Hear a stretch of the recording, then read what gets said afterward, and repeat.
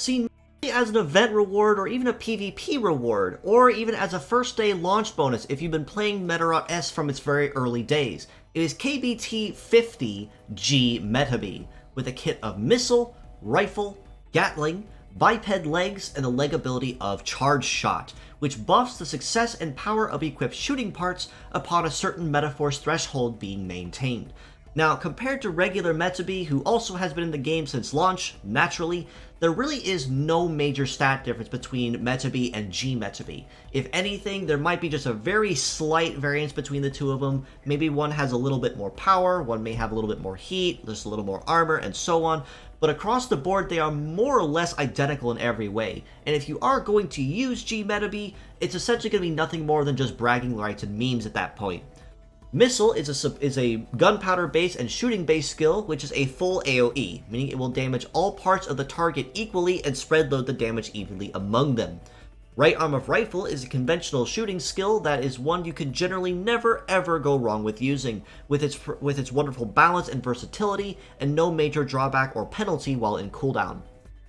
Left Arm of Gatling also is a conventional shooting skill that, when used, is a scattered AoE, meaning it will damage one part normally and then two others at random at 1/3 of the damage. It is also worth noting with Gatling that it is also known for having a very high success rate, which means that Gatling is also likely to have a higher chance at a critical hit, even with the scattered AoE coming into effect.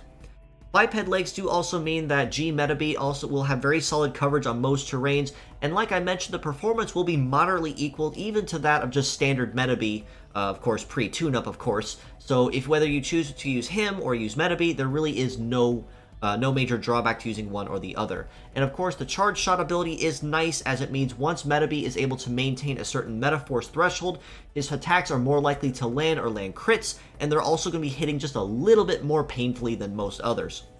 But across from that, again, it more or less is one-to-one standard Metabee, minus, of course, the tune-up that the former recently got in the last week or so.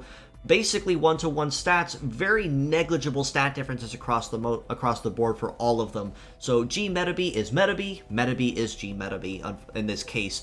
And that being said, if you do choose to use G-Metabee, it'll be really for nothing more than memes and for bragging rights, like I said earlier. As a pure set score, despite this though, and for his still very solid performance, I do have to rate G-Metabee a very solid 7 out of 10. Very widely balanced, very versatile, and again, basically one-to-one of what you'd expect of standard Metabee. So of course, the only way to get him, of course, is through event rewards or PvP rewards, or like I mentioned, if you've been playing the game since launch day, you would have gotten him as a first login bonus. As mixed parts, I do have to rate him equally at a 7 out of 10 for his wonderful versatility.